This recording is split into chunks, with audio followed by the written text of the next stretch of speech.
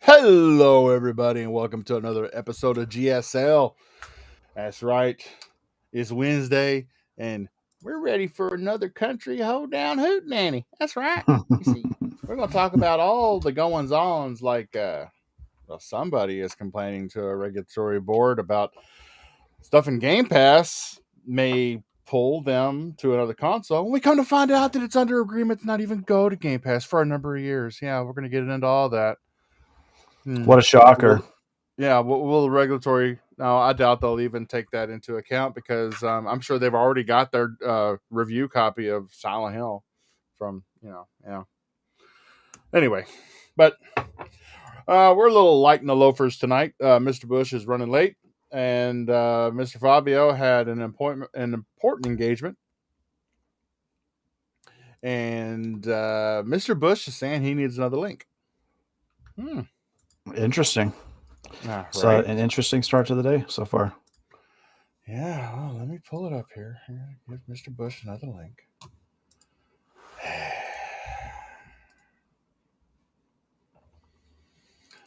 But, so, while I'm doing that, Mr. Powerman, brother, how you been? I've been okay, man. It's been an interesting week. It's been a very busy week for gaming. I feel like a lot of stuff has been going on. A lot of things have been brought to light again. It really does kind of feel like this deal is a rabbit hole, right? Like it just seems like it's an endless abyss of, one layer upon another layer of just, finding out the true meanings of things. And that's kind of why I was excited about this, because I knew, if you look at like Epic and Apple, right, when you saw those two fighting it out, you started to learn a lot more about the companies than you probably ever would, Right. like outside of that. You know what I'm saying? So a lot of interesting statistics and a lot of interesting numbers were shed to light. Sony's business practices are coming out, and they're putting them in the spotlight. I know that that's not what they want. So that's been super interesting, but I know we'll get into that stuff. But this week I've been playing. I've been kind of all over the place, man. So I've been doing competitive Overwatch. I'm really back into Overwatch pretty hard. So I'm really having some fun with that. It seems like they cleared everything up with the servers. So doing a little bit of that, and I've been playing Arkham Knight. I've been doing a full playthrough on my PC because I just want to experience the 60 frames. I did almost everything on Xbox, I think, except I don't know if did you ever play it? Arkham Knight? Yes. So you know how they have like all the side missions, and all the side missions kind of lead up to I can hear myself in the mic, by the way. Mr. Bush. Hello. Hey, You are Starting late. Hello. Am I really? Let's see. A little bit. Hello.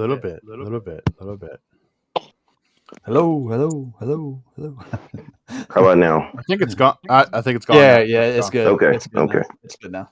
So All right.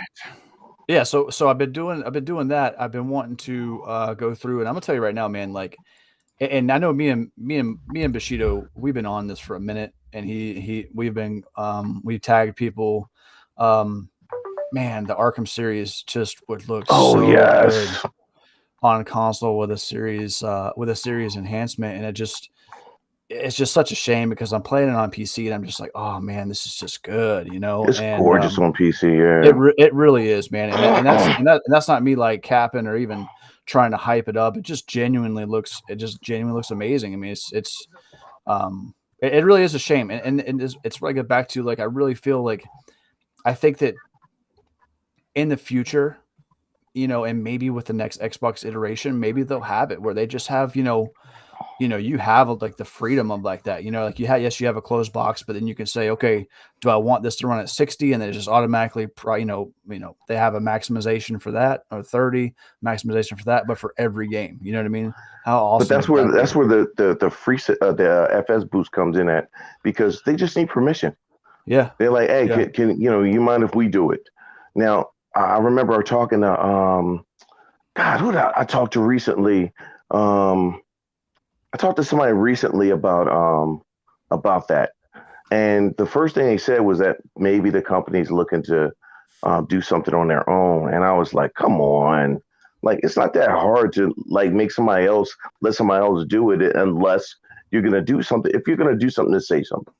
Yeah. Don't just leave it like that. Just say something so we know. It could very well be a monetary opportunity, because I don't say this a lot, but that is one series of games that I would pay money. Yep. I would pay money for those remakes, man. If they went back and they did all the bells and whistles, like a Last of Us, or a Resident Evil 2 remake level of a remake on Arkham Asylum and Arkham City, man, I would buy that in a heartbeat, dude. Oh my God. Absolutely. I would too.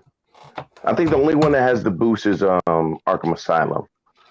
Yeah, I think it's like Arkham Asylum. I think it's locked to 45 frames. It's something. That's not bad though. Yeah, it's not bad.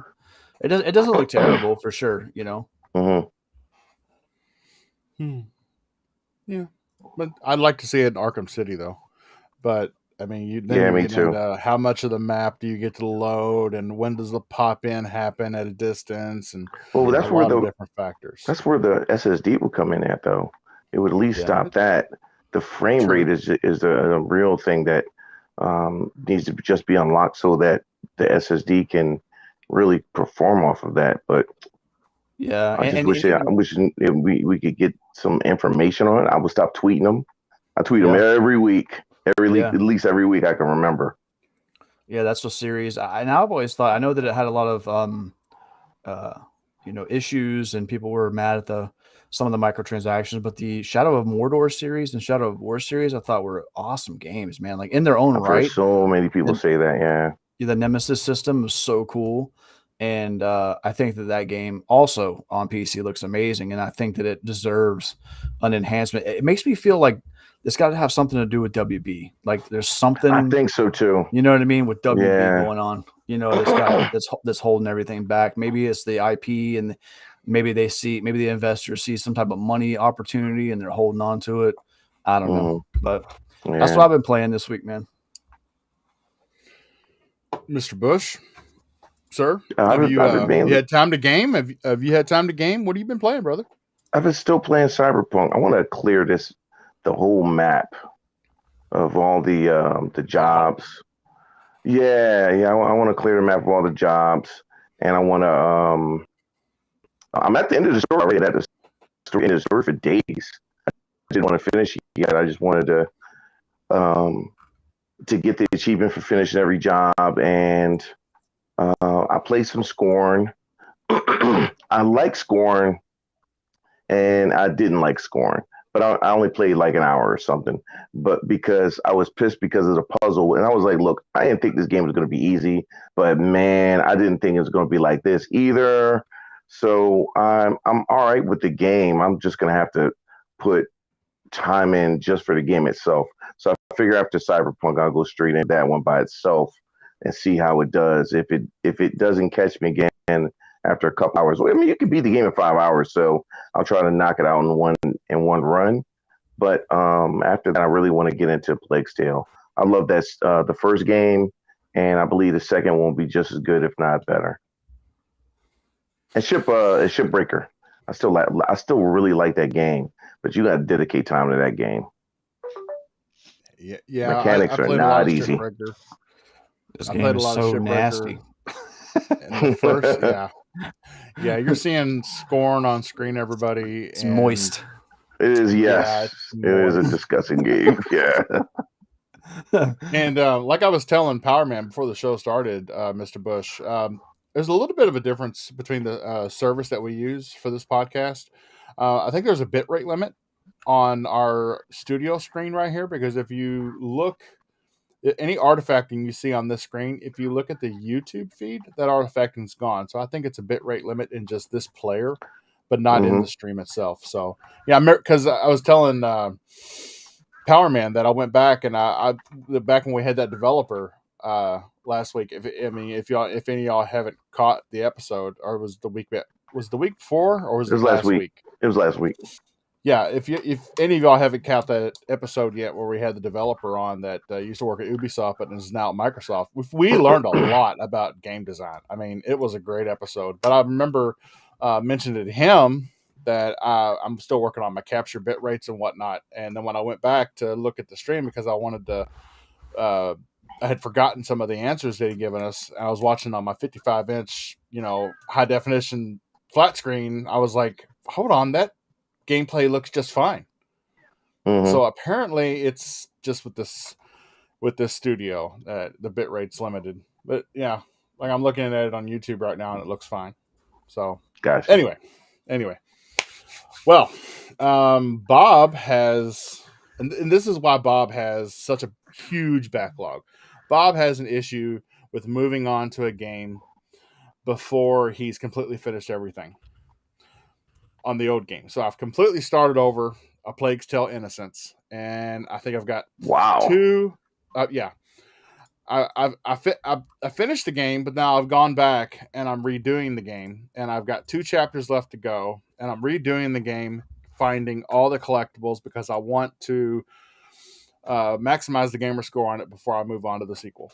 That's why it takes me so long to start a new Far Cry game, is because I want to finish everything that I can finish before I move on to the next game, because hard drive space is limited and I don't feel like downloading stuff again. So stuff sitting there that I can still get something out of, it bugs me. So I'm taking care of that. Last weekend we had a Halo community game night that we made sure we shouted out to Mr. Powerman 4K, who thought he got left out of the last one. We both hit him in the DMs and we're like, dude, yes, sir. we're doing it right now. I know. And I know. Saturday is hard, man. Like, it really is. Unfortunately. So as a community, we figured out how to break Halo Infinite and cause the skies to heavens to come down, and half of the level was just totally bleached and light. When you entered it, you couldn't see anything, and it was just swinging your hammer for. Yeah, it was. We've had it happen before. We've had it happen before, but not. It's always a different effect. Like this one was the first time I ever saw it look like, we were looking at heaven. It was the first time. We had it before where the whole game just blacked out, and we all had to reset the game. And most of the time, it comes from having hammers and grenades. So I remember I kept saying it because I kept saying, I'm just throwing grenades, because you're not supposed to throw grenades. It'll keep the game from locking up. So he said he saw somebody else throw grenades, and I was like, no, okay, I'm gonna start throwing grenades too. So I started throwing grenades too, and short shooting. Yeah, the game just started acting up. And you think it stopped people from throwing grenades? No, it did not. There were so many explosions going on from hammers that it was barely keeping up at that point. And when you started throwing grenades, it was like, yeah. Wow. It was like, what do you want me to do with this? Hurting. But we had a blast, though. And we were hoping you'd be able to make it. Discord chat was not intuitive. Oh, they got a new thing for the Discord thing anyway. We'll probably talk about it anyway. All right. Yeah. And it worked pretty good as soon as you went through all of the different steps to get it freaking in there, you were good. Now, hopefully next time when we do it, it will be easier. Yeah. Because we'll have already gotten all that out of the way. So, yeah, the Halo game night, and then me playing through A Plague's Tale: Innocence to get to the... And I started my career over the weekend on PGA 2K23. It's nice to finally play a golf game in 4K 60 frames. Yes. Yes. Yeah, I don't know what the frame rate and the resolution is when you pick quality, which basically throws a blanket of ray tracing over all the water and everything. Mm-hmm. But I do know that in performance mode, beautiful. It was beautiful. There were some times that I putted. I swear I saw the dimples on the ball as it was rolling across the green. It was pretty neat. And I'm excited to get into back into the clubs that I was in last time with a couple of the other um, podcast channels. We had a couple of clubs going where we'd all meet up and we'd play golf, and yeah, it was a lot of fun. But at the same time, PGA 2K21 that we were playing at the time, it started to suffer a little bit of the Anthem / Infinite problem. There just wasn't enough content. There wasn't enough golf courses. I think you had 11 courses, and one of those wasn't even Pebble Beach, which was like, it was really a letdown because EA still has so many of the rights on this stuff, which is ironic because, I mean, they're not exactly pumping out golf games and using that license. Isn't that funny? Yeah, it is. But that is life. Well, all right. Y'all ready for this down south hootenanny I'm getting ready to put on? Yeah, let's do it. Yeah. Don't do it. That's right. I'm bringing out the country. Y'all gonna hear Kentucky Bob for the rest. No KY Bob, just Kentucky Bob from now on. That's right.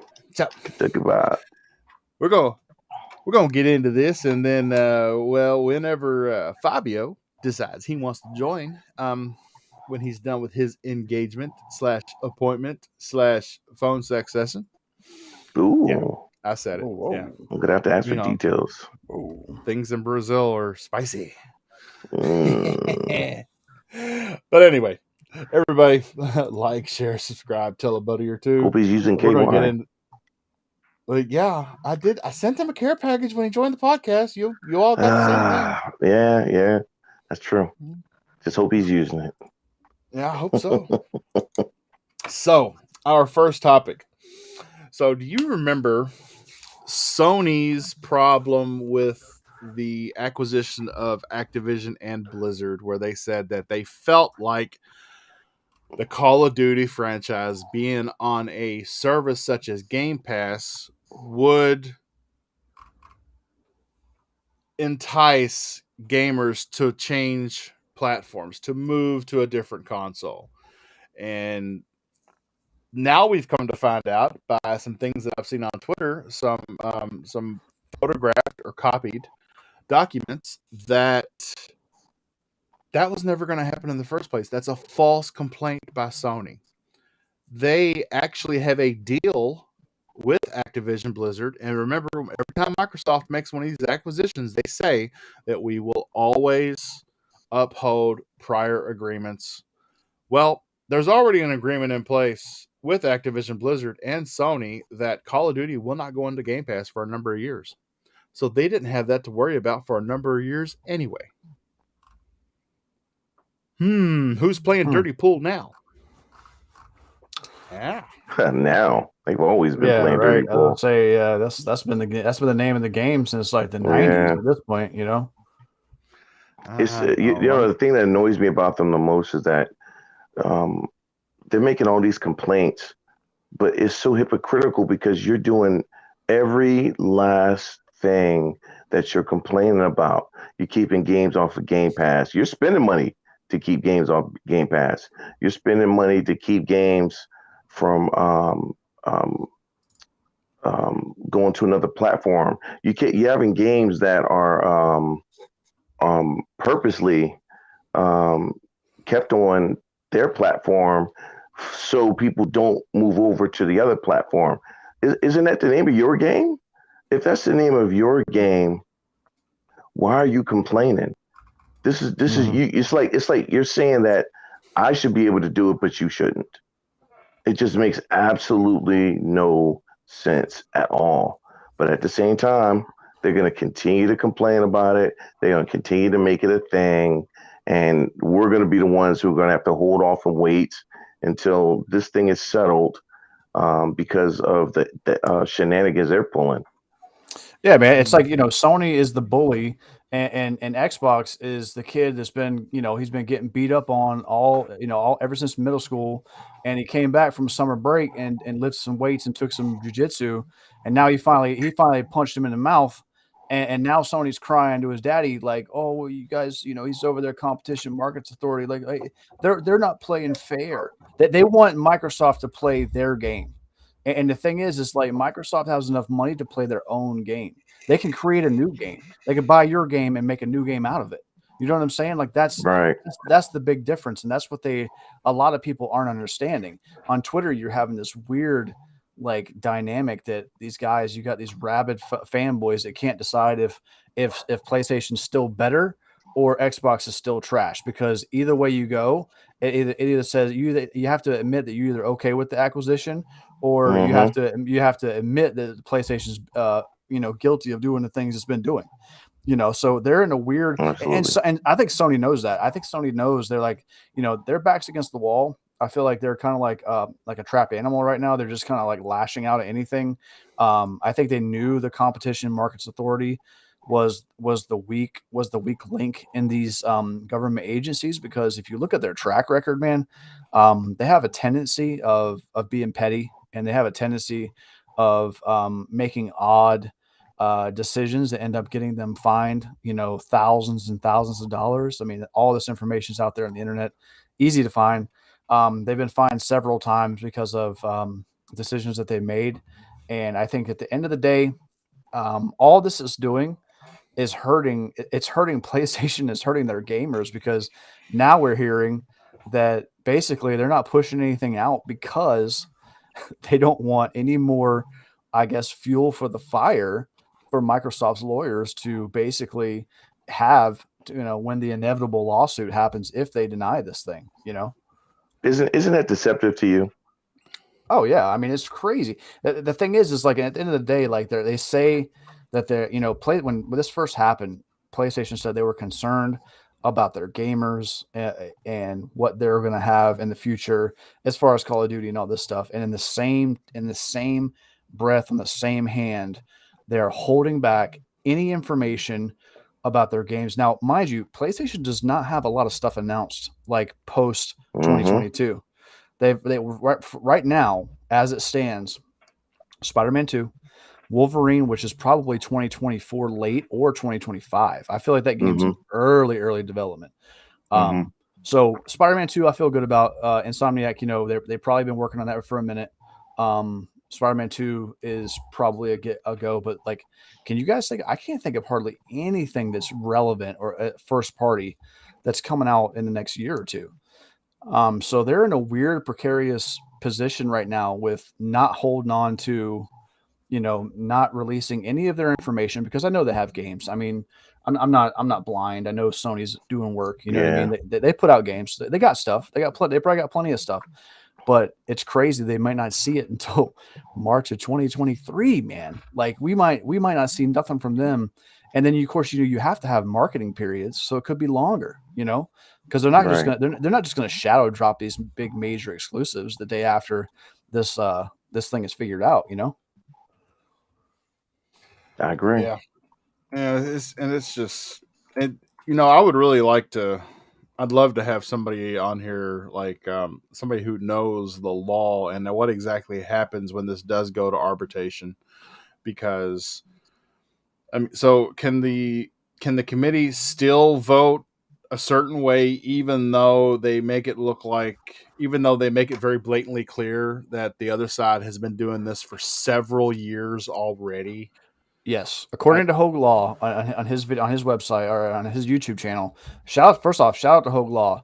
Hogue Law, if you want to know as much as you can about this whole situation, I got notifications on for Hogue Law, because when he drops a video, like it's an informative, almost like a lecture in a college, setting or whatever. So basically, what it appears to be is like, regardless of, their decision can be their decision. Now, what can happen is Microsoft then files a lawsuit, right? And then it goes to court. And if there's one thing that Microsoft has, it's really good lawyers. You know what I mean? Like right now, their only involvement is as far as like legalities of, making sure that certain parts of NDA contracts and stuff like that aren't brought out into the forefront. But if it goes to trial and they actually sue the CMA, basically it almost feels like a defamation suit, because at this point it feels like it's just obvious, right? Like Sony is arguing points to things that they've been doing, like I said, since the early 90s. I mean, they essentially like strong arm pushed Sega out of the gaming console market. They went out and made major purchases back then, and made purchases early on in their lifetime to kind of cement them in the console game. And they did the same thing. They just did it in a time period that most of these kids were 2 and 3 years old. You know what I mean? So they're not seeing it live in person. Me, you, Right. Bushido, we all lived through that. I remember that. I remember when Sony came in strong, man. They came in hard, and a lot, Sega especially just wasn't ready for the competition, and but yeah, they absolutely can. They can still say no. I mean, all the evidence can be put right in front of them, and it's proven because they've already made these decisions and actually been fined because they were found to be bad decisions. You know what I mean? So it's going to be interesting. My guess is, I think that if the CMA knows what's good for them, they'll eventually yield on this thing. But it might not go without its own caveats. Microsoft might have to write up some language on paper saying that we're not going to do this or this with Call of Duty. My guess is Sony is trying to get something in writing out of Microsoft that says that Call of Duty is never going away. That's my guess. I mean, you saw the conditions. I think right? You're right. I think you saw the conditions that Sony had put out there, right? That it never goes to Game Pass and that it stays multi-platform. Yep. Just ridiculous. And then the complaint that you don't want that it may influence people to switch platforms. Like, I thought that was the purpose of exclusives. I thought that was the whole purpose of the exclusives. I'm telling you, he's only getting away with this aspect inside of his homeland because he's in his homeland. It's going to look worse if the U.S. comes up with a thumbs up before they do. Oh yeah, and you're the only one saying no. It's going to look bad. They'll actually be stuck in a position where they may just have to say, yeah. If I'm Microsoft, and I think this is what they're doing now, you notice they haven't made any more concessions or attempted to. I think what their mindset is, we already made it through 2, and I think we're going to make it through all the way. So I'm not going to offer any more concessions unless we have to. And I wouldn't either, because in this instance, if we get it to go through all 4 regulatory councils, there's no reason why I would have to do any of that stuff. And I wouldn't do any of that stuff. As a matter of fact, I would keep to my contract. And as time goes by, believe me, they will really regret doing it the way that they have in this instance. They really try to stick it to Xbox. And I know it's for your own company. I know you're protecting your own company, but man, the hypocrisy is strong with this one. Like, it's ridiculous. Yeah, and the FTC holds a lot more weight than the CMA does. Right. So at the end of the day, I mean, it could get to a point like if the FTC, makes a decision, like you said, the CMA could be in a position where they're just like, basically the peer pressure drops and they're like, okay, well, you're the only one being ridiculous out of this. Yep. Obviously, they're clearly not going to want to, blackball out, Microsoft, because, the UK government, they're going to need Microsoft's like software and platform services, Azure servers, all the things that come along with Microsoft as a whole. And, Satya seems very confident, and the guy is a smart guy, and he's in a high position of power. Like, he is the boss. And I didn't see that guy. He didn't seem worried at all. Like, he didn't seem concerned. No, not a little bit whatsoever. And that to me bodes confidence. I haven't really felt like anybody is overly concerned at Xbox or Microsoft. So, until they start making official statements, it seems like they're actually willing to fight for it, which is good. I like seeing, Xbox on the offensive and really wanting to push for this. I understand that, it's bigger than Xbox, right? It's bigger. This deal is bigger than Xbox. It's bigger. This is more of a Microsoft. This is a wide level thing. But it's just odd because, this deal does nothing but help people. It helps, it saves Activision Blizzard from, the crappy stuff going on with the allegations and all these things. It puts Phil Spencer, who I think is just seems like a straight up dude. And I think he'll be a good guy to report to, a good boss. I've never seen, you don't see a whole lot of people talking overly negative about Phil. You know what I mean? So, learning that they're going to report to him as the head of the whole division.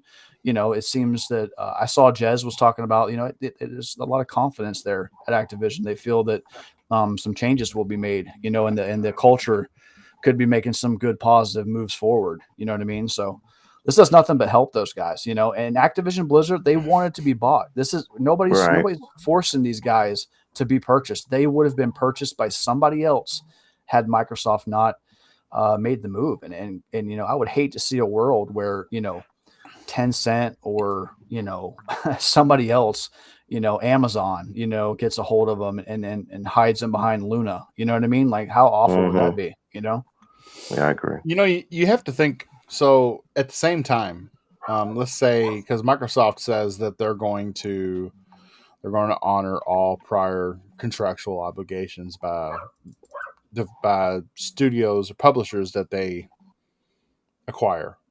But when you're a multi-trillion-dollar company, I wonder whether or not it's really that much of a if the consequences of breaking that deal outweigh the advantages. It's a lot. It's a lot. Right. But with Sony making that deal with Activision Blizzard, it may have been a lot for Activision Blizzard, but is it a lot for Microsoft? I would think so because Xbox has their own budget, and with your own budget, you don't want to continue to be a burden on the company that's funneling most of the your money. What you want to do is you want to be able to prove that division can make its own money, which is showing it can, and it is. But at the same time, you don't want to just be taking losses just for the sake of taking losses, especially if you have an opportunity to make money. So you might as well go ahead and make the money off of it right now and deal with it just for a couple of years. That's just one of those matter of patience things, and you deal with it for a couple of years, and after that, you move on and you lock it behind your ecosystem after that. And you got to remember too, like we got to remember when all this stuff came out, they started looking at Microsoft's financials and talking about what that's going to cost them, what that's going to do. On average, at any given point in time, Microsoft has almost $140 billion in cash, like on them, like ready to make moves. And the interesting thing about this is like, I think this might have a little bit more to do with the world and the situation that it's in. See, the interesting thing about whenever you're going into a recession, what's the first thing that you want to do? Is you want to gain assets, right? Because money loses value in a recession market, right? So assets, when the recession inevitably stops, whenever it gets, you get in front of the recession by owning assets. Now, the money that's sitting in the bank to Microsoft isn't doing it as much service as it would be purchasing assets for the future, whether it be 5, 10, 15 years down the line, right? It is not, people are concerned about these purchases being profitable and if they make sense right now. It's not for right now. The end game is to be in a profitable state 10 years from now. You know what I mean? Whenever the dust settles and everything comes out into light. And with the money that they make every quarter, Microsoft is going to worry about this for like a half a year. And then they're going to be back. They're going to be right back to having the exact same amount of money on hand. You know what I mean? It's just like people are looking at this from, no offense, but from like a normal person state of mind. You know what I mean? Like trillion dollar companies don't operate the same as like me or you that would be purchasing a car and worried about whether or not it's going to cost, is it cost effective? They don't worry about stuff like that. You know what I mean? Xbox could bleed money for 10 years and they probably wouldn't feel it. They may not like it, but they wouldn't feel it.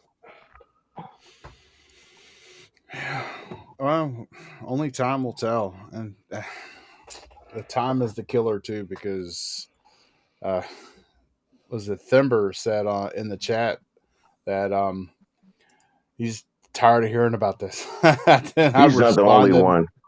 He is not the only one. I told him, I said, when this is over, I don't know what we'll talk about. I'm sure there'll be hopefully when it's over, we'll be talking about the new games that we're going to be playing. Hopefully. Yeah. That's the goal. You know what I mean? Hopefully I'll be talking about Fable and Avowed and Perfect Dark, and hopefully that's the goal for me. I agree. I'm right there with him, man. Like, and I think that this is kind of holding Xbox back too. I feel like Xbox might be a little concerned about dropping some stuff because they don't want to seem like they're overly aggressive either, So I wouldn't be surprised if we didn't see too many deals going on until then. I already kind of knew that was going to happen, but this is a Mexican standoff right now, man. Everybody's like standing outside of the bar, eyeballing each other and seeing who's going to make the first move. So hopefully somebody does. All right. Well, chat, let us know what you think. We're going to move on to the next topic. Actually, the next topic has to do with the Halo community game night that we had last Saturday. And I'm going to switch gears and I'm going to switch over to a video of that game night where we broke it. Half the level turned into nothing but blinding sunlight, and sorry about this. Is from my perspective. I didn't do too good, so I apologize. But we had so many people in this game. And we did. We were using Discord party chat where we had, 19 people? It was Discord at one point. one time? I think at one point it was 20. I forgot what the limit is in the game for us to have to go to that custom game, but we had to go to the custom game because of that. So I don't remember if it's 24 or 22. I have to ask again, but it was over 19 though. But see, remember, because at one point we didn't have everybody in the party. That's probably why you remember that number. For the longest, we had to get a couple other guys over in the party. So yeah. But back to what I was saying at the beginning of the episode. Did you see it? There, everything's there. You're going to see it a lot. You don't have to point it out. You'll see it a lot. It's certain areas that just blot it out. Like you just go back to that area, blot it out. Yeah, you go to that area and you literally couldn't see anything in front of you. You just kept swinging your hammer. Yeah. And back to what I stated at the beginning of the episode, what we see in the studio right here is not, if you look at the YouTube feed, there's not a single issue with it. So it's definitely a studio player issue that I'm not concerned about anymore. I'm happy with my bit rate. I'm just going to keep it right where it's at. And look at that. That is crazy. Yeah, it was. It's one of the things that's great about our community game night. It's not just about the competition. It's about having freaking fun. And I've had a couple guys who was like, I'm not that good at Halo. I said, dude, just come and play. Believe me, I'm not that good. I'm mid. You know what I mean? I'll get in the top 10 sometimes, if that. But if that's the case, then I wouldn't even show up to play then. Because we do have some really good guys that play. McBound.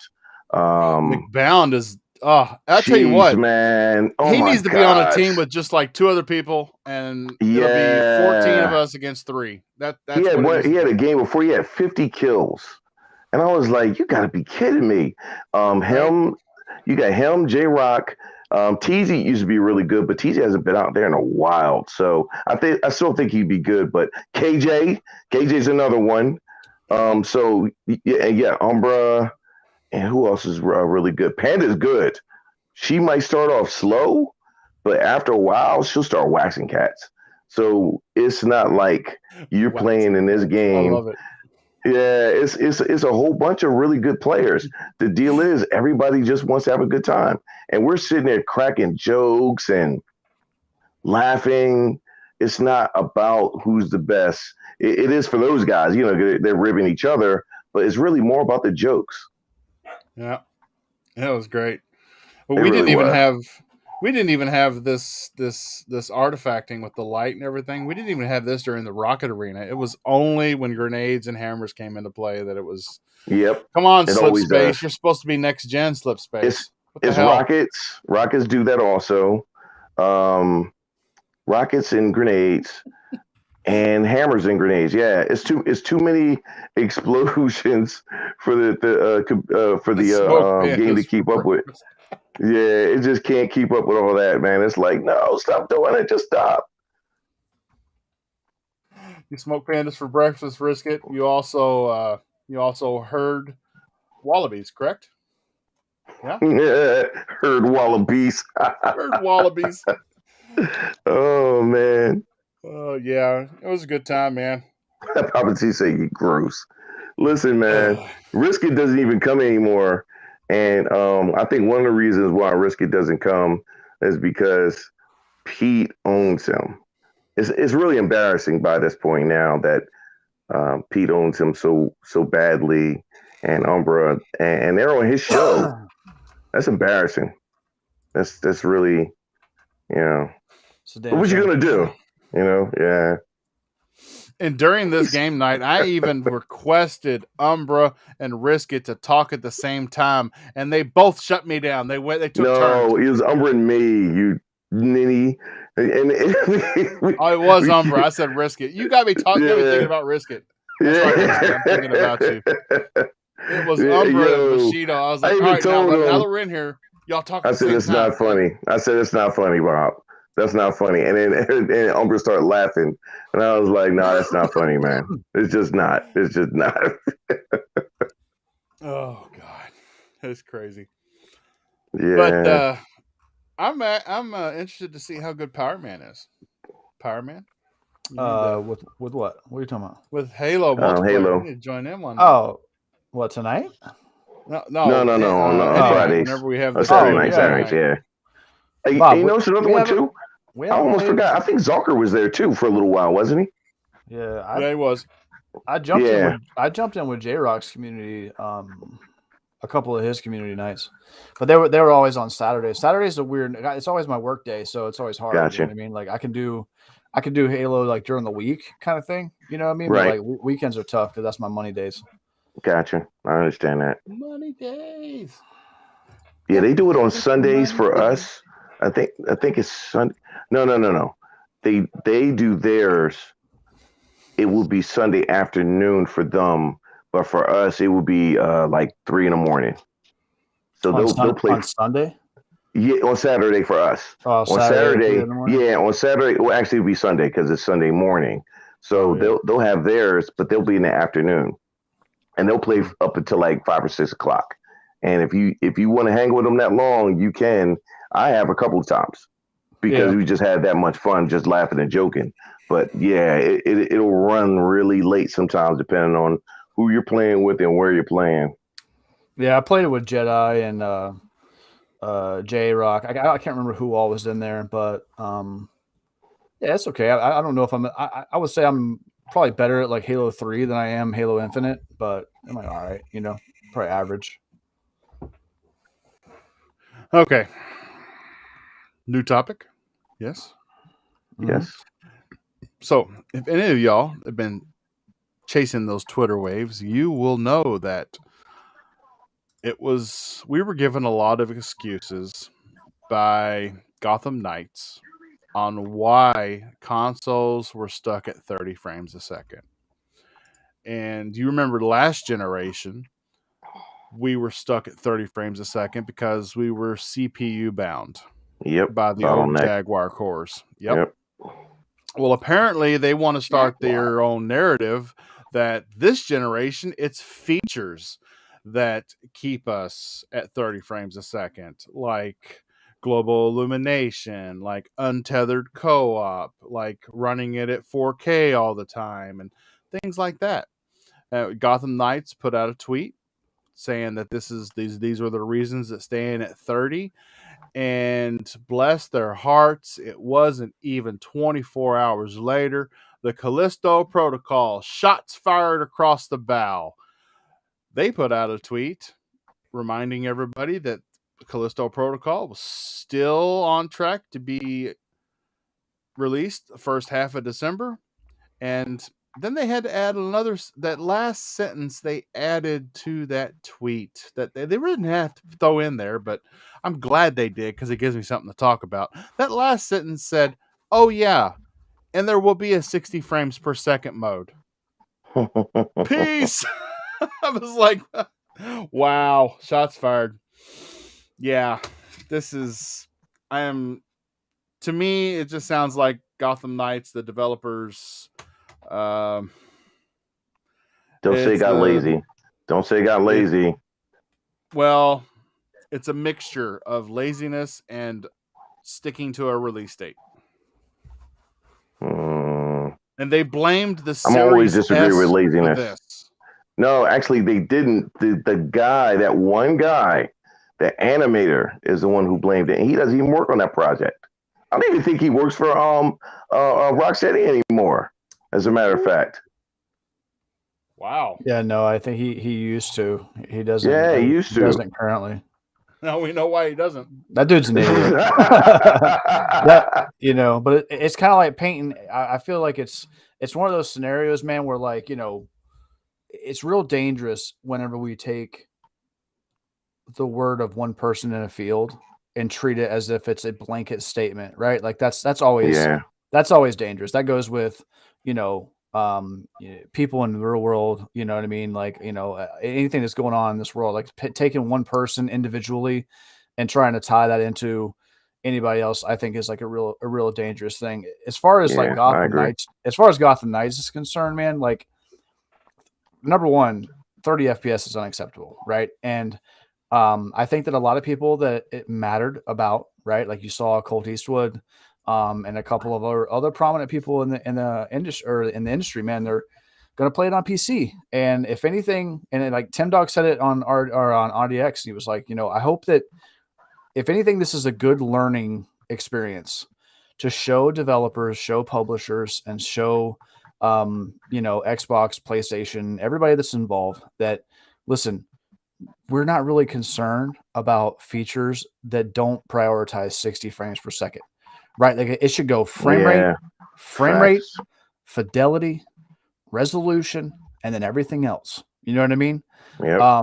Because it's 2022 and everybody paid good money for these boxes, expecting a next generation experience, and there's no scenario where 30 frames per second is going to be a next generation experience. I don't care what bell, what whistle, what amount of ray tracing you have.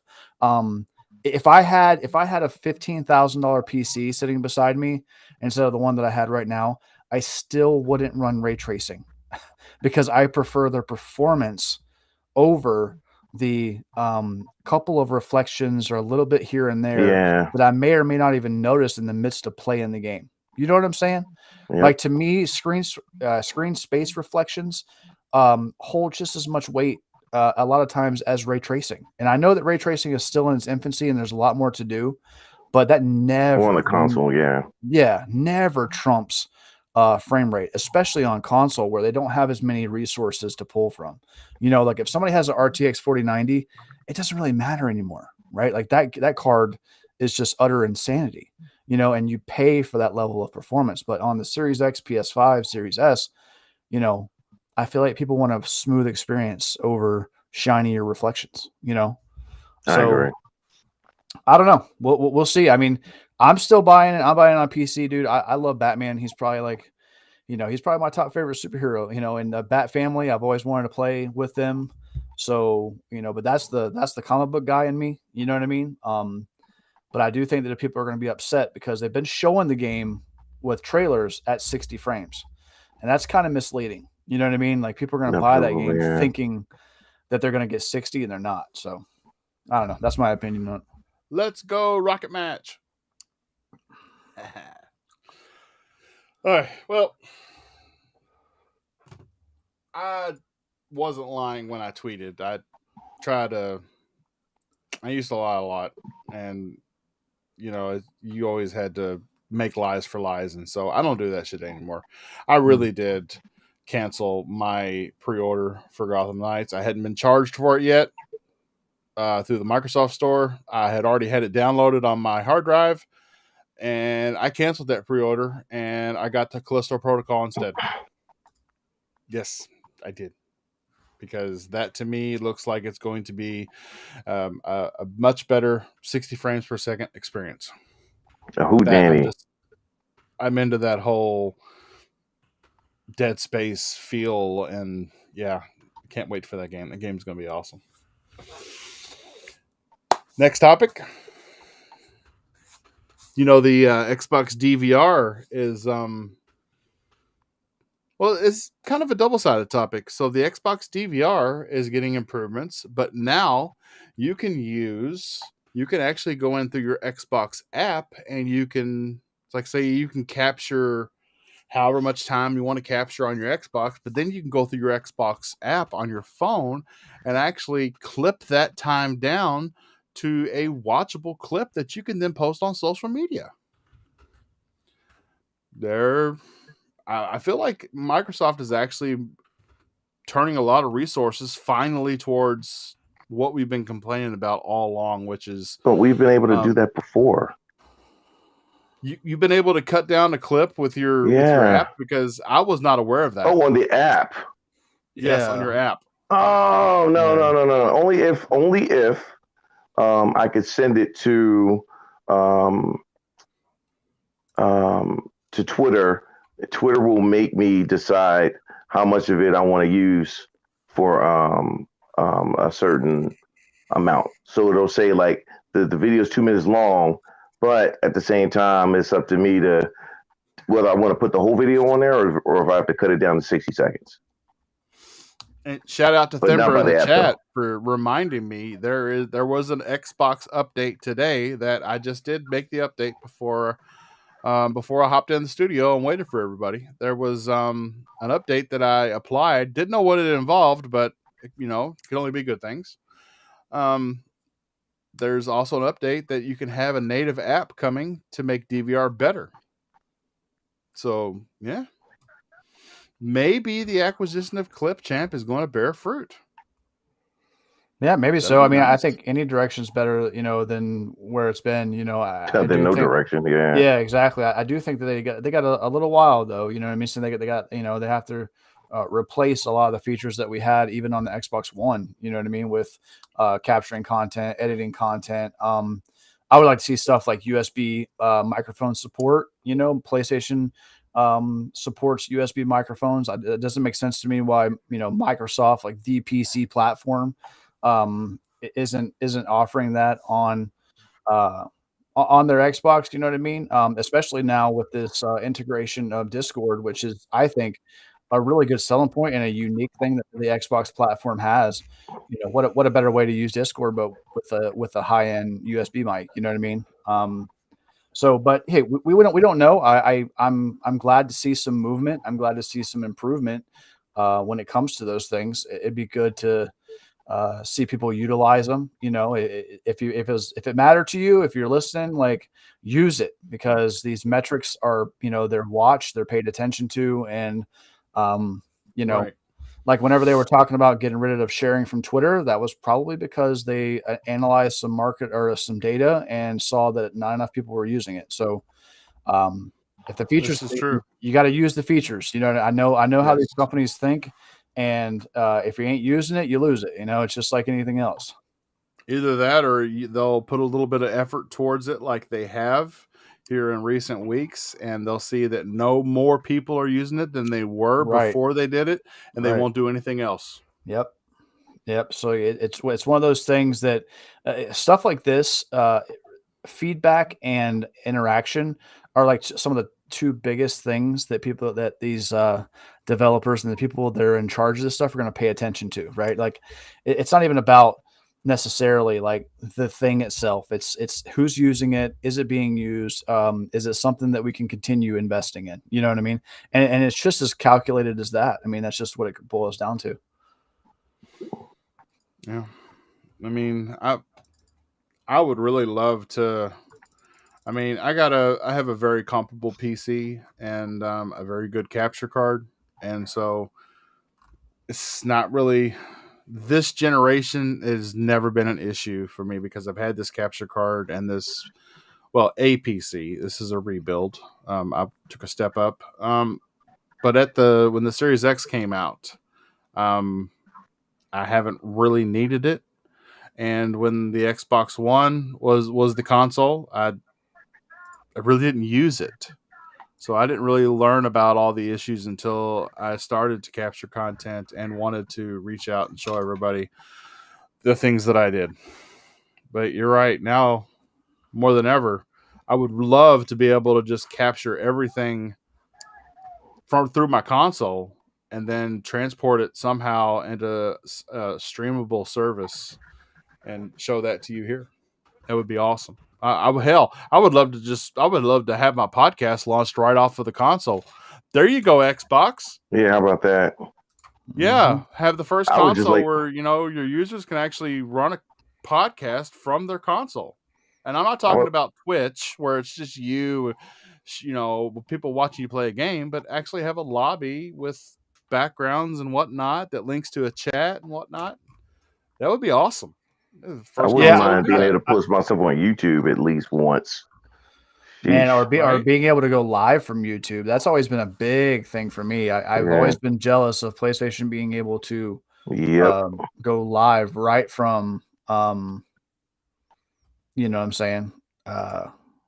From their console, and it's like I said, man, like, Xbox is the PC, is the his Microsoft's console platform. So I feel that what a huge marketing tool it would be to have say, hey, listen, like what sets us apart from PlayStation? Well, do you want a good, awesome, all-in-one device that can also be a pretty awesome PC? You know what I mean? That you can create content from. Like, there's nothing holding the Xbox Series X back from that. Like, with the specs that it has, it's a very capable PC. At the end of the day, that's what it is. It has a very capable APU, has a great CPU, fast memory, fast SSD. There's nothing that, anything else, This is true. I mean, they wanted to be the PC in the living room, but they're still the game console. Yeah. So, but it could be in time, and like I said, it's at a point where now we're going to be playing the waiting game and a lot of stuff. I feel because this ABK thing, I think all hands are on deck right here. I think every eye is turned towards this deal, and until the dust settles and the check is cleared. Or the cash has been handed off to, then we could be waiting around for that. But at the end of the day, it could turn out well. Who knows? Maybe Sony's out purchasing some more anti-Game Pass, contracts as we speak. Trying to talk to developers in college, like, hey, if you make a game, we'll pay you 10 grand. Don't ever work for Game Pass. You know what I mean? It's just right. They're so petty over there, man. It's just like they're just so petty with how they're handling things, and it just drives me crazy. You know what else drives me crazy? Underpaid voice actors. Oh boy. Yeah. And underpaid voice actors that actually go out of their way asking fans to, instead of just turning a job down, they turn a job down and then ask fans to boycott the game that they turned down.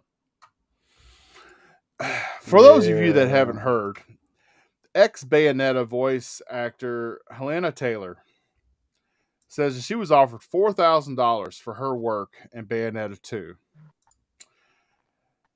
She dropped out because she was unhappy with the pay and asked fans to boycott it. Which, okay, I understand. Don't get me wrong. I'm not saying anything about whether or not that was enough or not enough, or whether or not she was in the right or the wrong to do what she did by not accepting it and then leaving the project. What I do have an issue with is her trying to get people to boycott a game to basically cancel this game because of she didn't agree with the pay that she was getting. That's your issue with the studio. It shouldn't be made anybody else's issue. Do y'all feel the same way, or am I way out of bounds here? You want to go first, Power Man? You want me to take it? Go ahead. In this instance, to me, I thought it was a bad move. Social media is not a good thing for everybody. It really isn't, because people don't know how to say the quiet part quiet and the loud part loud. They just think everything needs to be said out loud. And in this instance, to say, hey, you guys need to boycott this game because I didn't like the contract and I didn't take this contract, that's your fault, or that's your deal. There are many actors and actresses that, movies, actors and actresses that do jobs, do movies. Oh man, how many times am I going to say movies? But we'll decide that, hey, I don't want to take this contract for whatever reason. They'll just decide they don't want to do this flick, and they don't go out and complain about it. You never hear about that. I mean, actors don't go out of their way to not out loud the studio because they. Yeah. So it's different if you decide that you don't want to take this job, and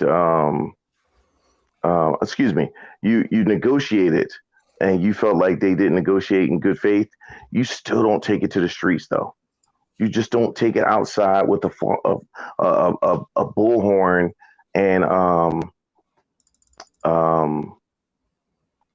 complain about business, because it'll mess you up in the long run. And then to listen, and if it's the case, and then to lie about it, if that's the case. In all honesty, I actually do believe. Now, listen, I'm usually on the working man side on everything, or the underdog. But I will say on this one, when I sat back and looked at it, I think that she's the one that's not telling the truth. I think that when I looked at what changed my mind or had me lean in this direction was they hired Jennifer Hale. And Jennifer Hale is one of the most legendary female voice actresses. She did Fem Shep, who I absolutely fell in love with when I finally played with Fem Shep with the Legendary Edition. She's done so many roles in cartoons and anime. She's done a lot of work. So to see her get the role, you can't tell me she came cheaper than you would have. You just can't tell me that. This woman is a legend in the game, and they would pay her less than you. I'm not buying it. I'm just not buying it. So in that instance is one of the reasons why I say it can't be that. Now the details came out, and the details were like, no, we were going to pay her $4,000 per session, and it was 4-hour sessions. I forgot, but come to find out, she wanted more. She wanted over 6 figures. Listen, voice actors don't get paid that much. Let's not do that. And 2, I know she's probably looking at like this franchise is a moneymaker. I mean, it's hard to say that because it's been on Nintendo for so long. But I do believe that it'll have a resurgence this generation, but it doesn't guarantee that they are. I'm not a fan of Bayonetta, not even a little bit, but I know I get catch, and I've said it out loud multiple times. I've said that about that. Yeah, I've said it for that in Persona. Just not fan. Just not. Hey, I'm glad everybody else could play it, but not for me. So in this instance, I thought that she really shot herself in the foot and making herself look bad, just for the simple fact that your contract wasn't what you wanted. You know what I mean? And if it's true, you want 6 figures, that was unrealistic. Just completely unrealistic. Yeah, I was always more of a Devil May Cry guy myself, man. Like out of that genre, Right, games, yeah. you know what I mean? Or however you want to take it, but this chick. Listen, it's this is why it's real. Also, another dangerous thing to do on social media is to hop on something and just be real passionate about something before you know 100% what the facts are. You know what I mean? Yep. Because this lady came out with this sobby Twitter post and all this kind of stuff, and like you said, man, she aired out the dirty laundry, man, and like that's just something you don't do. Now, what she did do is she probably blackballed herself from every other job that she might have potentially got, like, going forward, because nobody's going to want to work with her knowing that she's got the potential to do some stuff like this. You know what I mean? Whether it was right or wrong. Well, and everybody she has always done Bayonetta, right? Yeah. I mean, originally, so the thing is like, she's what I think the issue is, she's trying to kind of treat herself like she's somehow like different from other voice actors, because from what I understand, they get these contracts, and the contract that she was offered was actually fairly good. Like, the voice actors don't end up making the kind of money that she was expecting to be made on even bigger games than Bayonetta. Like, Bayonetta is not something like, it's a decent game. And it does some numbers, but the first two didn't sell crazy well. You know what I mean? Like, they're not like blockbuster games. Right. So that's what I was saying. Yeah. For her to expect that she's going to be getting as much money as like the voice actor of Kratos or Master Chief, bro, like, come on, like, you just have to be realistic about about where you're at in the industry, man. And if she I wonder how much Steve Downes does get for Master Chief. Well, he's probably getting royalties. That's probably set him up real nice. And you got to think, like, he's probably doing pretty good, man. I would just say, my guess is he's doing real good. But she's not. But regardless, though, in her instance, if anything, though, that's the one thing we're looking at is her instance, and in her instance, her role or her situation is way different from those other guys. Yeah, that's true. I had never thought about it that way. And it was Bayonetta more or less just a bunch of one-liners? Was there any actual like scripted scenes that carried on for minutes at a time that she did? I mean, you have to ask Power Man that one. So she. That's why I'm asking, because I don't know myself. Well, whenever she did an interview, so somebody had posted an interview that she had done about the previous two games, and it was basically a couple of days' work. I think it was 3 days. I think she did like 2 or 3 4-hour sessions that cover the entire span of the game. This is Bayonetta. You know what I mean? This isn't a heavy dialogue game like Mass Effect. You know what I mean? Like, she's not talking all the time. You know what I mean? They cover out their lines, their noises, the things that they need to do, and it doesn't take nearly as long as people think. Like, it doesn't take the whole length of the game, because she's not talking the whole game. So yeah, I mean, according to her interviews from Bayonetta 1 and 2, I don't know what the scope of Bayonetta 3 is, but it's on the Switch, so it ain't gonna be that big, so yeah, it was like basically around the same time, and she said she knocked it out in like 3 or 4 days, and that was just I think it was 3 or 4 hour sessions on each one. I think J-Rock showed it. Shout out to J-Rock. I think he shared it on Twitter, the interview, if I'm not mistaken. Shout out to J-Rock, the community party master. Yeah, I just think that she just really played herself on that one. That was a big mistake, and it's something you can't take back. She looking silly. Yeah.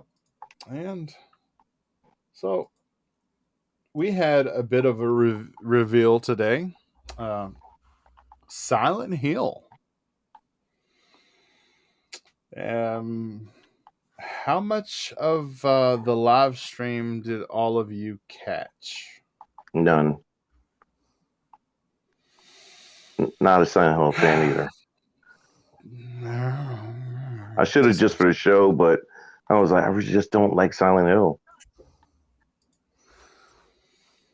I'm right there with you, man. I'm not big on the whatever that is, walking sim. I mean, you know what I mean? Like I just I like It's the not hard really a games. I walking just didn't sim. like that one. That's just really it. Just not a fan of that one. Look, Thember watched most of it. Thember, get on Yeah, the show. Timber, why don't you jump in here? Yeah. I'm serious. What happened? Thember, What I'll happened, send you Bobby? an invite right now. So from what I saw, is we're going to get some. We're not going to get like a bona fide like Silent Hill sequel to the main storyline that we're all expecting and that we're all hoping for. We are going to get a remake of the second one, and that remake, CMA, are you listening? That remake is going to be 1 year exclusive to the PlayStation. It's going to be It's going to be developed in conjunction with Konami and Bloober Team, the makers of the Medium, and they're Silent Hill 2. I mean, it went over almost as well as the first one did. After 2, the story just got further and further away from where it started. I mean, they literally branched out. I think it was 7 or 8, whichever one was called The Room. They got so far out that they literally focused on an apartment that had as little of a tie to the main storyline as you could possibly have, but it still had a tie. So they made it part of the series. It did. It felt like they were reaching for straws instead of refining what they had already done, which is what they should have done, or carried on the main story that really captured everybody in the first one. And I have to disagree with Power Man. It was not a walking sim. It was very much a suspenseful. No, it was not. It was very much a suspenseful horror game. I mean, you had the ability to fight, run, adventure. It wasn't so much of a. When I think of a walking sim, I think of that's all you do is you walk around. You find items. It's more of a. Your walking sims really get into. If you remember the game called The Park, that was a walking sim. Mm-hmm. And Silent Hill wasn't. Silent Hill to me, I liked Silent Hill, but Silent Hill felt like the budget version of Resident Evil at the time because Resident Evil was huge. Yeah. And so I did enjoy it. I enjoyed the first 2. After that, they just lost me. I think I skipped 5 and 6 and I picked up 7 on the PC several years ago and started playing it. And it wasn't until I was halfway through the game I was like, oh, this is how this links to the others. Wow, that's really grasping at nothing. But okay, I guess I can see how it's in the same universe now when you should have been hit with that up front. So people are clamoring for the return to what they loved about the first 2, and from what we saw today, they're not going to get that. They're going to get some iterations, some really some linear stories from outside the main storyline, and then a remake of the second one that's going to have 1 year exclusivity to PlayStation. So yes, it was interesting, and it was nostalgic, and it was a nice trip back to remember what I loved about the series, but then again, it was disappointing because it's not actually going to take the series anywhere. It's just going to be a remake and a couple of kind of alternate from the outside looking into the main storyline experiences that I don't even believe. I think one of them is going to be on a different platform. I think one of them is going to be a mobile. One of them is going to be a streaming experience where it's going to be like episodic. Wow. Yeah, it's like I said, it was the live stream is not what any of us really hoped it would be. But again, it was something because The crazy until thing is now they counted it down and then just posted it. Like, it didn't even go live. They messed up and like it counted down for an hour, and I guess it was already playing, not counting down. Yeah. So and the live stream was over like an hour and 40 minutes. Yeah. Wow. That old Silent Hill movie was crazy back in the day, though. I'll give him that. Dude, the movie was great. That movie was crazy. And if you think about, I mean, other than the movie took some liberties to the main story, and just like Wilmy Hood, shout out to you, Wilmy, if you're listening. Just like Wilmy Hood, I'm a horror fan. He recommended the game Visage to me, and I loved that game. I mean, it was creepy as hell, but that's what I loved about it. And the movie to Silent Hill was very good about carrying the atmosphere that the game did so well. But the movie did take liberties. They did some things in the movie that you actually didn't do in the game. But as far as the lead up in the game to what you were doing and the whole purpose of the game, the movie nailed it. But then it took some liberties as to how you got there. But it was still a great movie, just like the first Resident Evil. I mean, the Resident Evil movie, nothing like the game. Yeah. But again, it was just good enough, and she was just hot enough to keep me watching. That's right. I said it. Multipass. Same girl. I always thought she was ultra pretty. Like, she really is a gorgeous woman. Skinnier than I like, but she is. I've always thought of her being so pretty. But yeah, it was. Shout out to Red Panda Gaming in the chat. Shout out to Thember. Timmy, Boba Fett Gaming stopped by tonight. Max 380. All right. Palpatine, always here. Hey, Panda, you need to talk to your boy Risket. He's out here throwing propaganda out that he's better than you in Halo, and I beg to differ. And he was trying to make it like it was a fact. I'm just saying. I'm not trying to start anything or nothing. You know, I'm just saying is all. Yeah. I'll screenshot.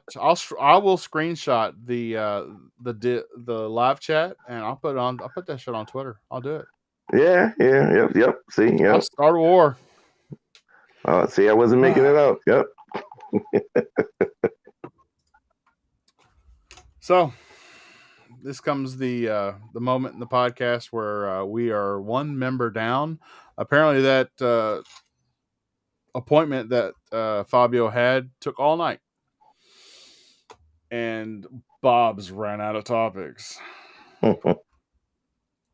So, well, panel,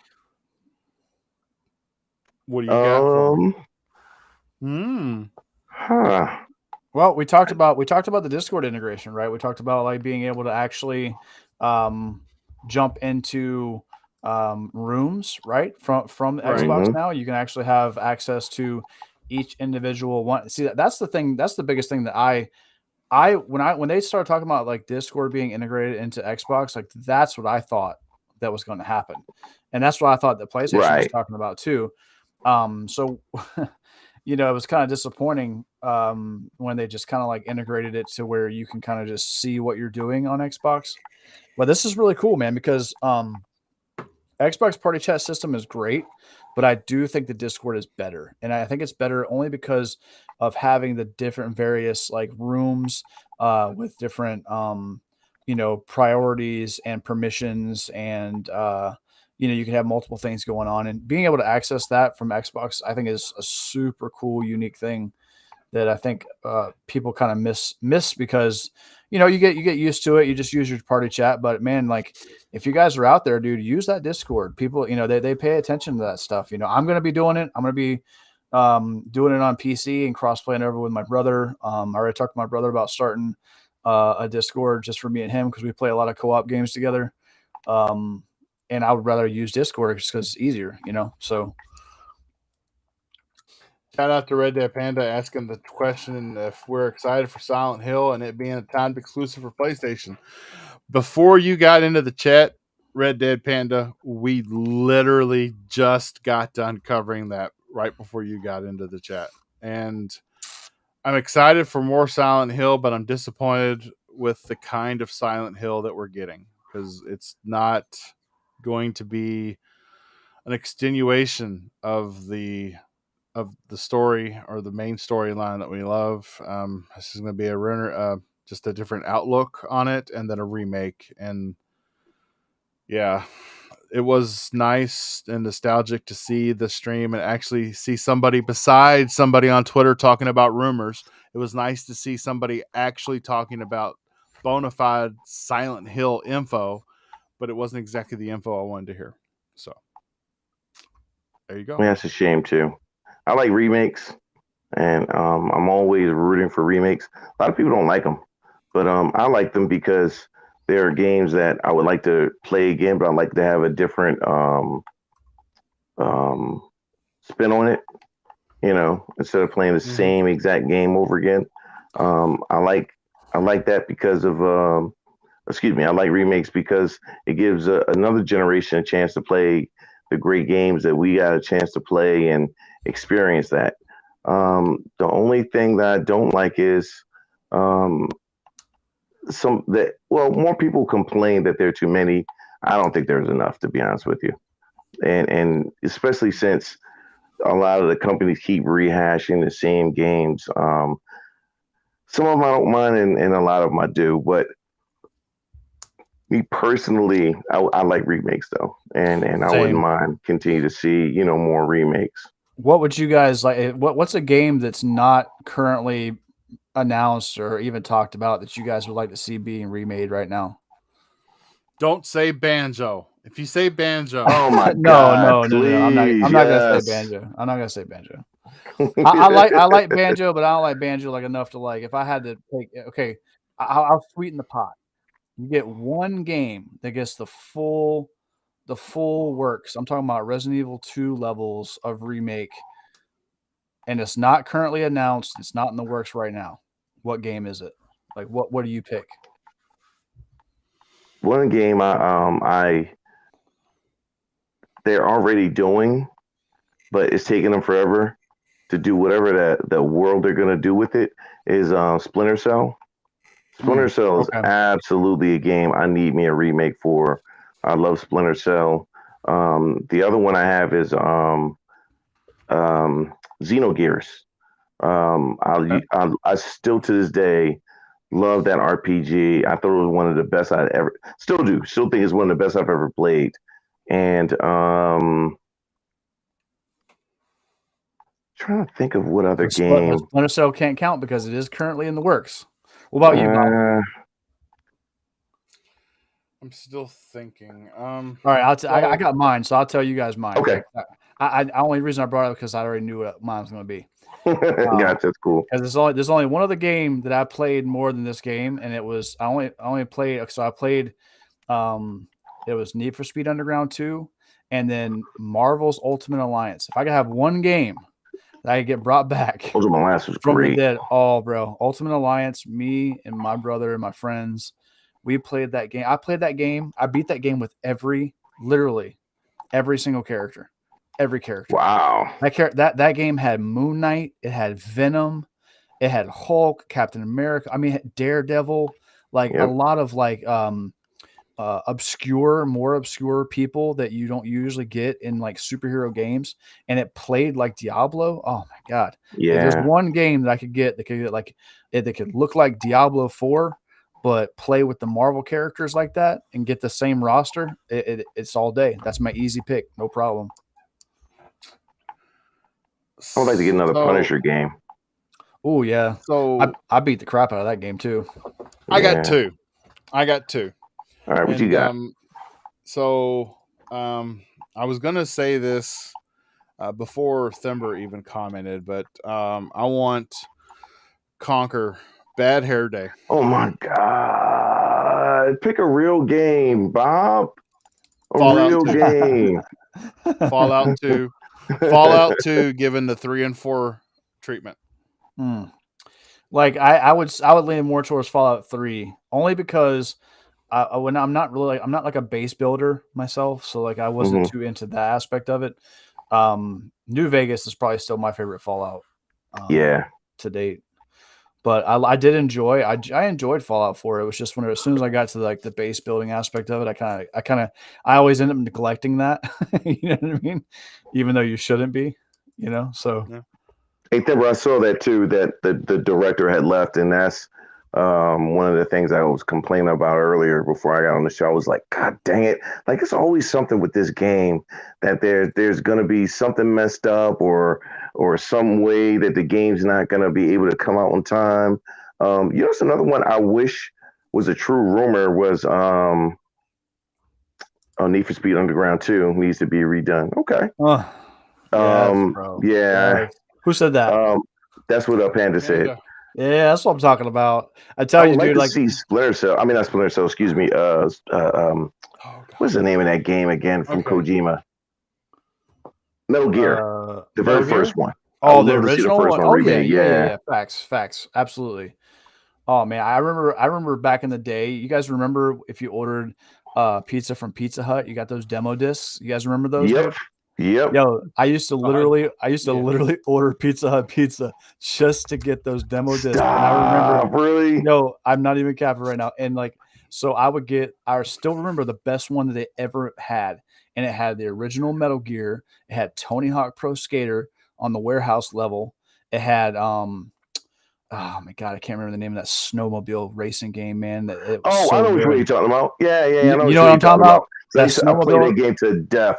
Oh, yes, bro, I forgot the name of it. Game, bro. Yeah. It was just like snowmobiles, bro, and like they had the awesome setups and like the and it was just such a great demo disc, bro. And I literally, like, as a kid, I didn't grow up with a lot of money, man, so we didn't have a whole bunch of money for games. That's why it blows my mind with these kids with Game Pass, man. You don't realize how good you got it, man. Like, yeah, you eating real good. I had to get real stingy with my games, bro, and a lot of times Blockbuster saved me. You know what I mean? Like, yeah, I get to pick out a game for the weekend, and that was it. So, but yeah, man. So like those were so cool. Metal Gear would be an awesome one for sure, just because of the nostalgia. Fabio, look at Fabio. 3.5 minutes before we close. Wait a second. Is this the end of it? Yeah. I'm so sorry, boys. I had an. Oh no, this sounds sorry enough to me. Go ahead and knock out your outro. I just got that. Well, I just want to say you should follow me on Twitter and Xbox. I just to send you this really nice advice. You should do that. Yeah, but how was the show, boys? It was good, man. We knocked over all the talking points. We were just going over. Since you're here, I had posed a question about a game that. Oh man, wait a minute. I just realized. I already know the answer to this question. But I'm gonna go ahead and answer it anyways. I'm gonna ask it anyways. That if you had the power to bring a game into a full blown remake like Resident Evil 2, that's not currently in the works or announced, what game would that be?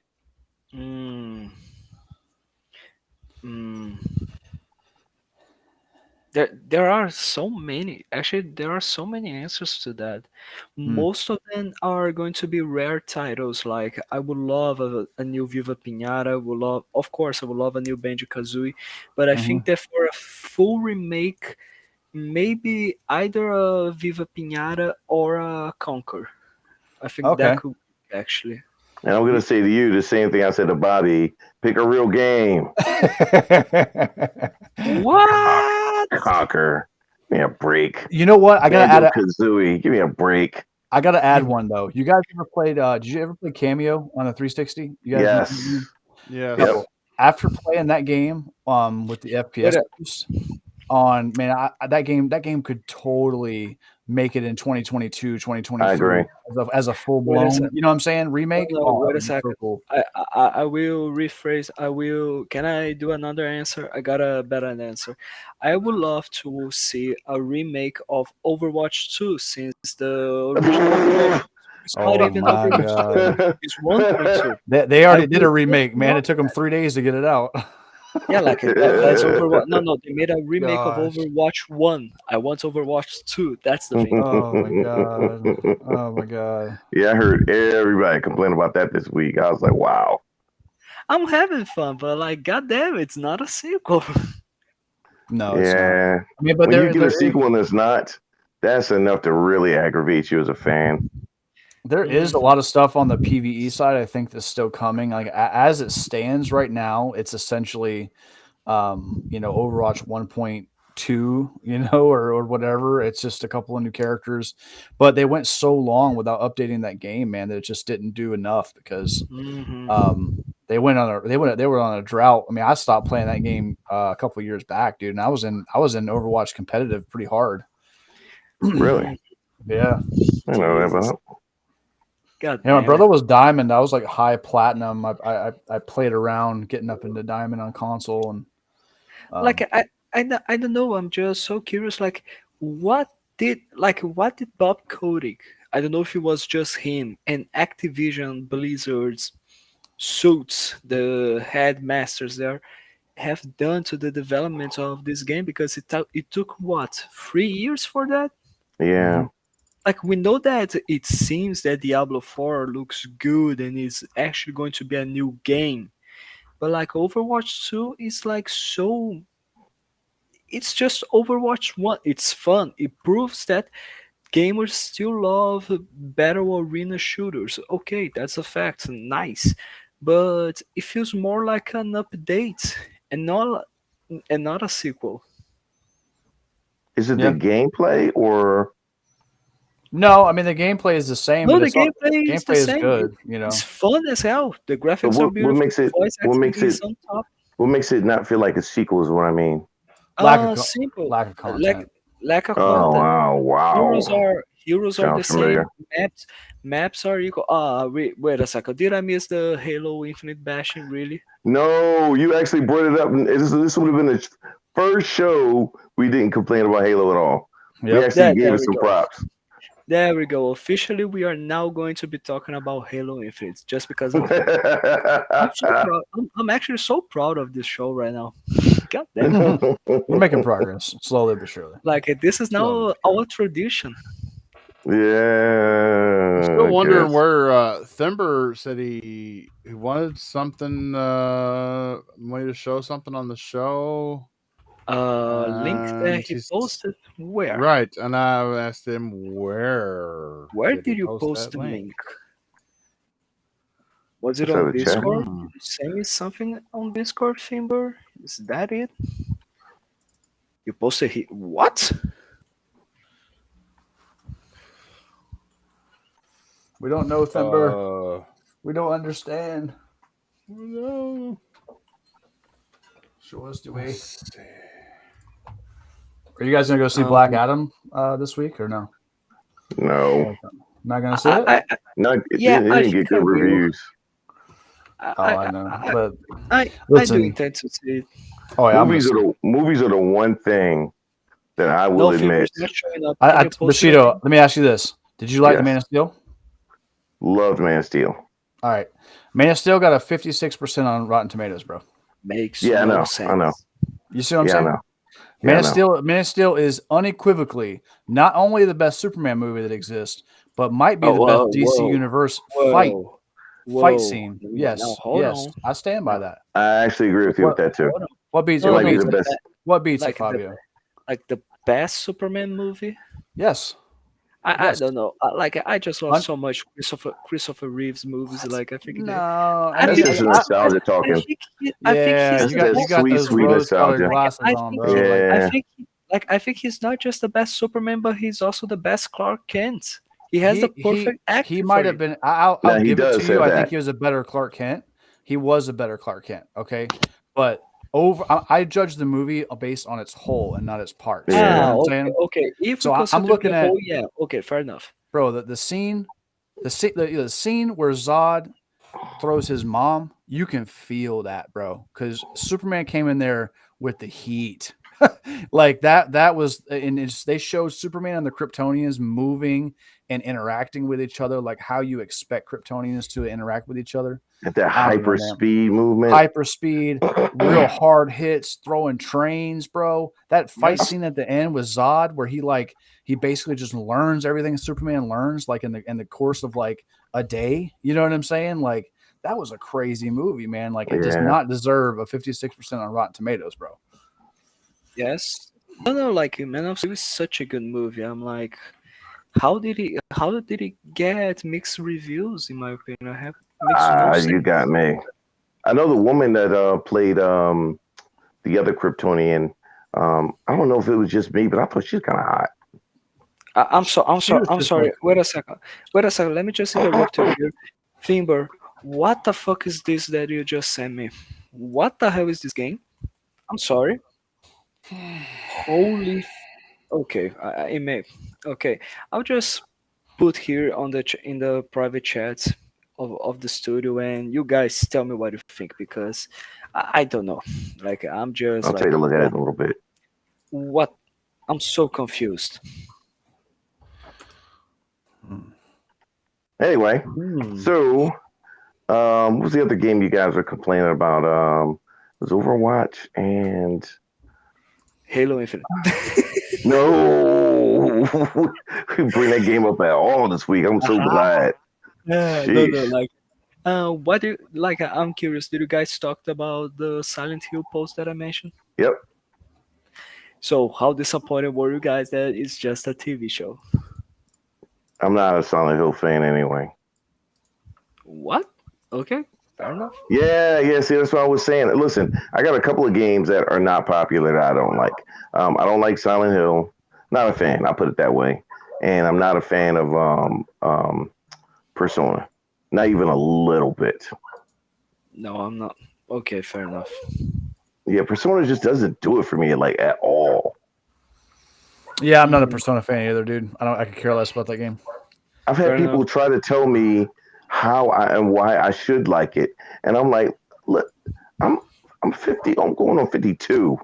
And you try to tell me I don't know what I would like, and I need you to explain to me for me to like it. I even did this once before I was in the space, and somebody was telling me about what's the name of that game? I forgot the name of it, but as they were explaining to me, like, no, listen, it's because you don't understand. And so they're telling me this, and I'm like, oh, I get it, because it's that and this and that. Yeah. See, now you like it. I was like, no. Like I understood the whole time. Like I just don't. If I don't like something, I don't like it. There's nothing you could do or say to make me change my mind. If I don't like something, I don't like it.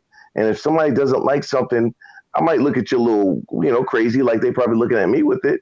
But I'm not gonna try to convince you to like it. You don't like it, you don't like it. Yeah, I mean, and Fair that's enough. that's the way Good I point. feel about a lot of stuff, dude. And like Except there's a Mass lot of Effect. games. Yeah, true that.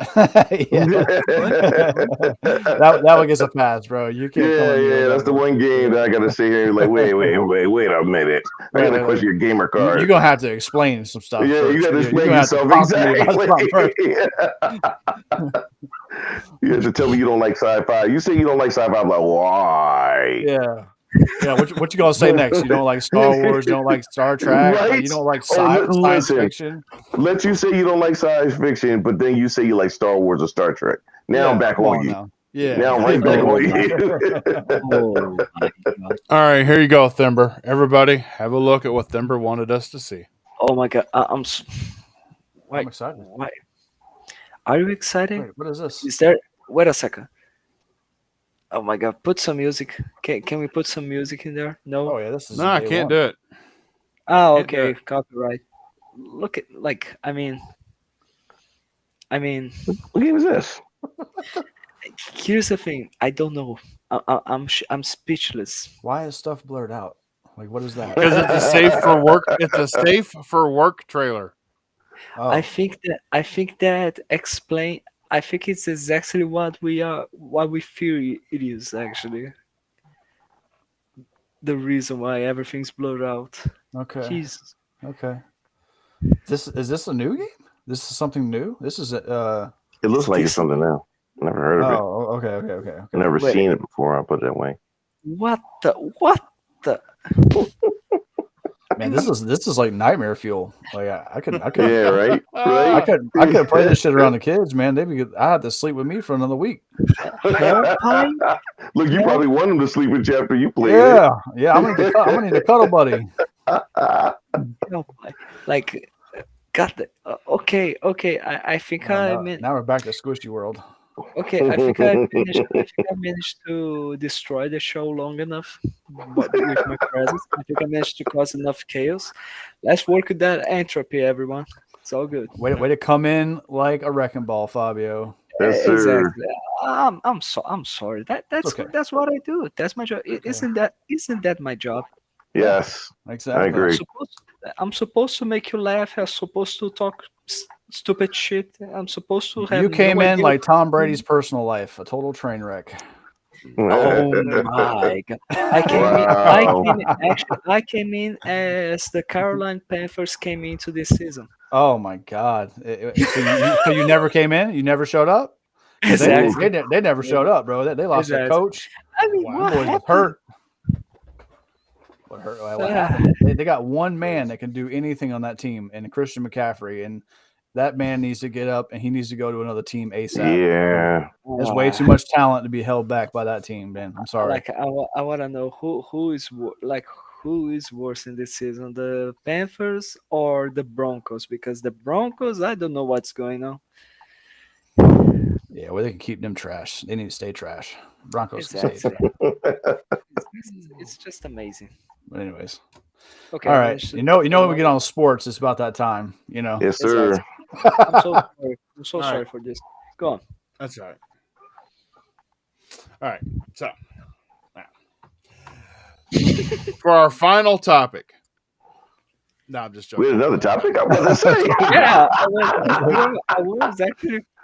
was actually curious. Like, is there a final topic? Seriously? No. Gotcha. You got me. I know that much. Final topic is the hoot nanny that I promised everybody. Everybody just get up and start down. Play a little Cotton Eye Joe. Yeah, there you go. Yeah, there you go. Cotton Eye Joe, Cotton Eye Joe. Yep. I don't remember how the rest of it goes. Yeah, me neither. All right, so that brings us to the end of another Wednesday. Power Man 4K, brother, where can people find you? Man, you can find me. Just look at the screen. You can find me. Shut up, Harvey. Yeah, just look at the screen, man. You know that's where I'm at. You know, I'm on Twitter.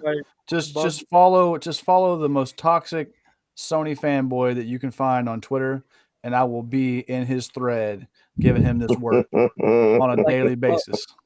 Yeah, That's I'll be where I'm catching gonna him be. there. That's where I'll be catching him. I'll be in a hornet's nest, bro. I on the daily. I wait for my moment. I just kick that thing and let's get going. Like, I mean, like Bob officially destroyed all the outros. Like, where can people find you? Just look at the screen. that's my outro. That's my outro right now. Oh goodness, that's great. Is that all you got? Is that it? Oh, that's it, man. That's it. Good show. That's it. All right, Great show. Mr. Bushido, where can people find you at, brother? Same thing. Look on the screen. Jeez.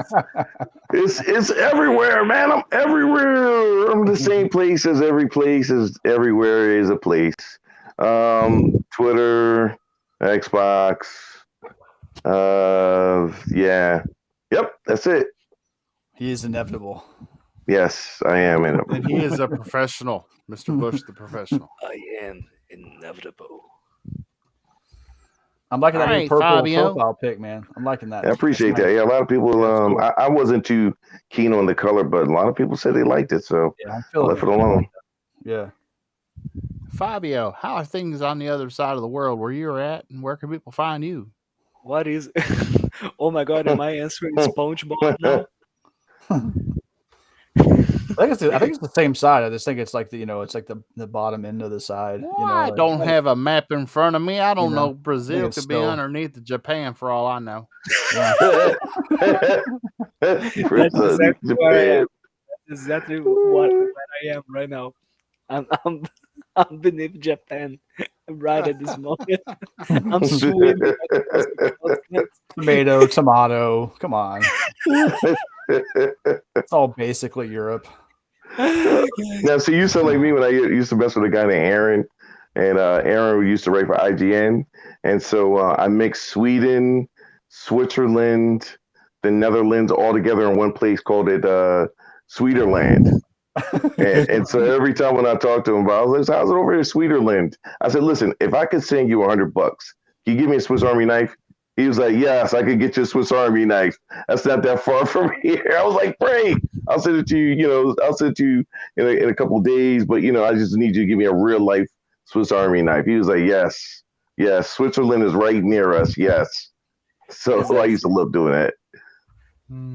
Amazing. That's amazing. great. I miss being here. God damn it. So yeah, but first of all, look at the screen. That's where I am. And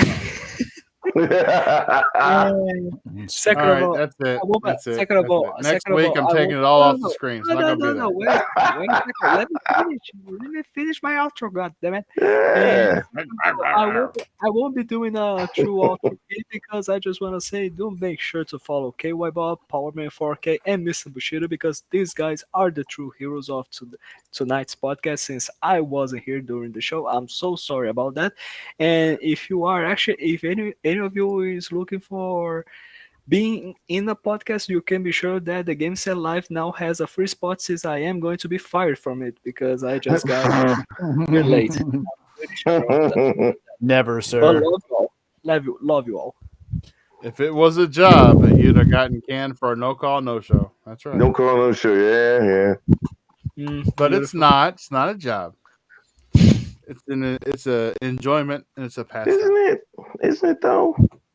So like It's America's pastime. Creating sometimes it's just a gaming headache. podcasts.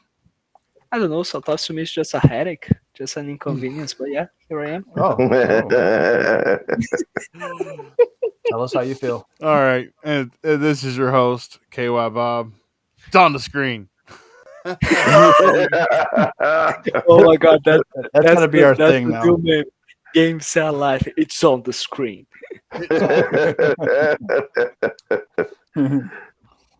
Oh, I need to get Noof to come on here and say, "It's on the screen. Get to the chopper." It's on the Listen, screen please do that.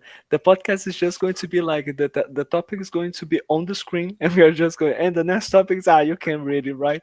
Simple as that.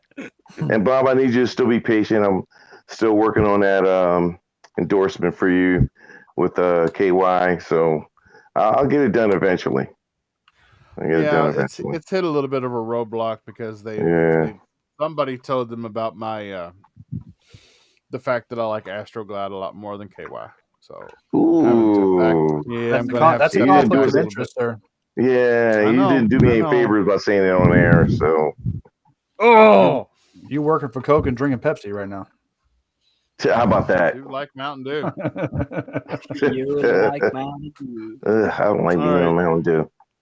We're gonna get out of here, guys. Thanks for hanging out with us. Everybody have a good night, a good weekend. Game on. Xbox got no games. They got no games. Trash. PlayStation better. PlayStation Every better. Wednesday, 9 p.m. Eastern. Catch us here. PlayStation Night, better. everybody.